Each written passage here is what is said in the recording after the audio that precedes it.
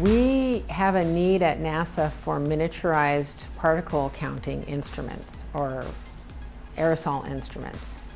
And we're looking to get that technology development stimulated to the point where we will have something that we can use in spaceflight. We have a partner in this challenge, the Robert Wood Johnson Foundation. Their mission is to improve the health of communities.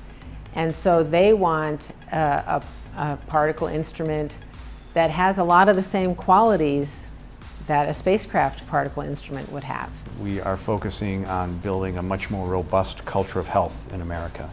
And that means working with all kinds of different people and partners. We saw NASA as one of those opportunities. And it actually turned out to be a pretty interesting fit with their own interests in looking for innovations that worked on space and on the Earth. For the ISS, it's like a can of air that's been there for 17 years. No fresh air.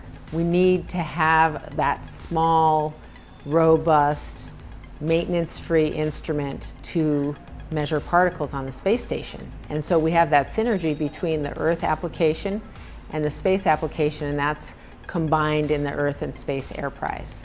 We had 20 proposals come in, and a panel of judges, including NASA and Foundation members, down selected that to 3.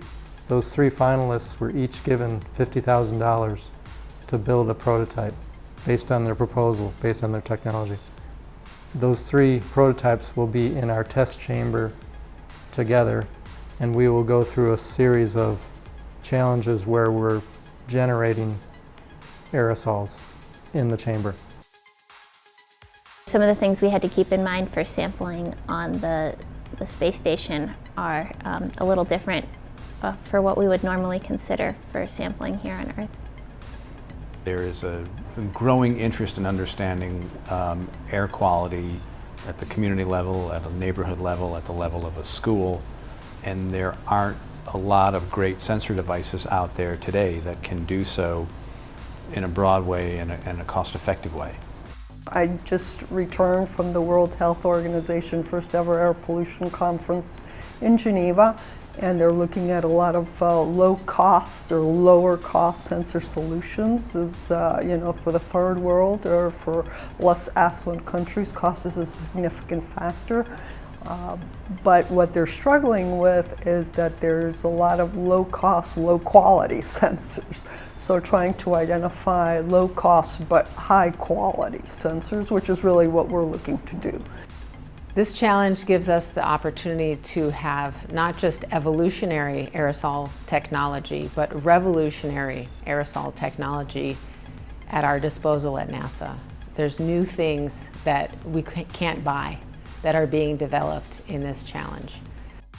Our end goal is really to advance technology for area monitoring and personal monitoring so that we can understand more about people's exposures to aerosols and really make it possible to create a healthier environment for people on the space station and here on Earth.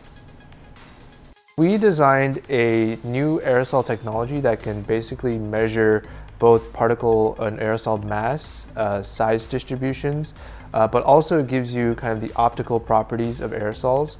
This is incredibly important because what we can do is we could take this data and really get a really deep understanding of ambient air quality. So with our device, we built it in a way so that it can be scalable and deployed across large networks. And then you can take this data and actually start understanding the sources and composition of different types of aerosols. To me, what's really exciting is just the fundamental underlying challenge of air pollution, and I think that it's great that NASA and the Robert Wood Johnson Foundation have teamed up to help find solutions to solve that problem.